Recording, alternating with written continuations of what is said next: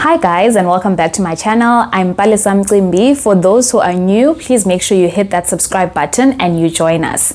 I'm quite excited. We are sitting on 192 subscribers, so 200 is knocking at the door. Then road to 1K.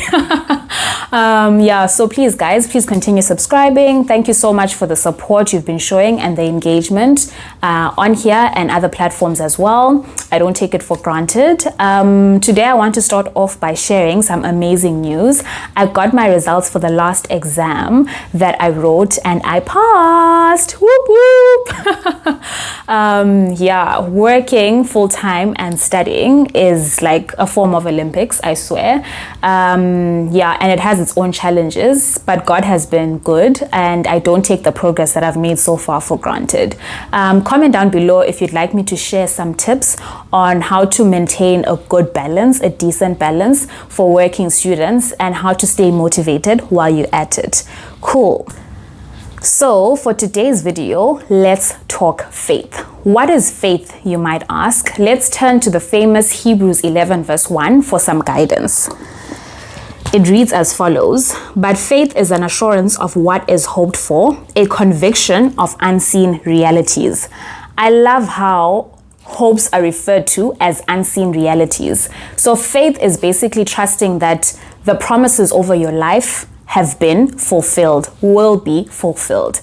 Having faith can look like being an optimistic person, being a positive person, having a glass half full mindset, manifestation, and 11:11 vibes. I've always been one to believe in the fulfillment of my hopes and dreams even before I see them come to fruition, and I speak as though I know for a fact that they will come to fruition. So what does the Bible say about faith? Some of you may be familiar with the heroes of faith referred to in Hebrews 11. They're known for showing great courage and taking God at His word. Sometimes the instruction or the promise given to them didn't make sense, but the God who gave the instruction did, and so they carried it out diligently. Think Abraham, for example, Christianity's father of faith. God promised to make him a father of many nations when his wife Sarah was well over her childbearing years. I'm sure it didn't make sense, but he chose to believe it, and there was no attempt to disregard it or try to engineer it, at least not immediately. God also told him to leave his homeland and go to a place he was yet to show him. I mean, what does that even mean? Leaving the place where you're comfortable and familiar to go on a journey whose destination is unknown. Wow, no wonder he is called the father of faith. So Sarah was concerned that she would not be able to bear a child and ultimately help fulfill the promise that God had given. So she allowed for Abraham to make the parts happen with their maidservant Hagar, and Ishmael was born. Fast forward, Abraham and Sarah have their own son, Isaac. Life is good, kumnandi, everything is going well. God asks Abraham to sacrifice Isaac. Like, how? He faithfully set out to carry out this instruction, still choosing to hold on to the promise and believe God's word.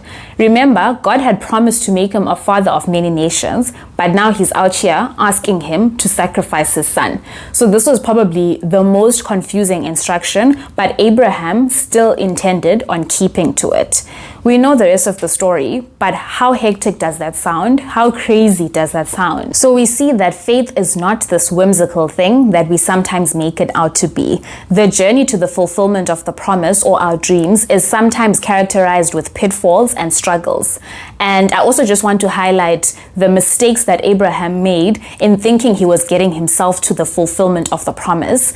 And just to say that setbacks do not mean that the promise will not be fulfilled or that we will not reach the destination.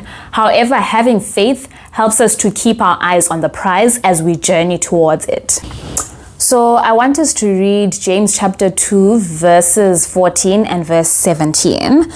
And it reads as follows: "What is the use, my brothers, for anyone to say he has faith if he fails to act on it? His faith cannot save him, can it?" Verse 17 says, "Exactly so, faith that does not issue in works is in itself dead." Other versions say, "Faith without works is dead." So we start off with having faith we have manifestations, we speak our hopes and dreams into existence, but faith without works is dead. Manifestation without works is dead. Tweeting or speaking 11:11 without works is dead. We saw it in Abraham's story, who, having been given the promise, still had to physically act on it and carry out the instructions that God had given him and physically go on the journey that God had set before him. And there's many other examples of characters in the Bible who had the same set of circumstances. It's also true in our own lives. We need to put our faith and our manifestation to work, otherwise they're just futile. I think we start off on the right track, and then when we experience hiccups or the promise is not fulfilled in the timeline we imagined, we lose hope. So my message today is that the promise still stands and it will come to pass. So I hope you found encouragement in today's message. Comment down below sharing what you learned or what resonated with you the most. And yeah, guys, thanks for watching. Don't forget to like, share, and subscribe. Help me to get to 200 subscribers before the end of the month.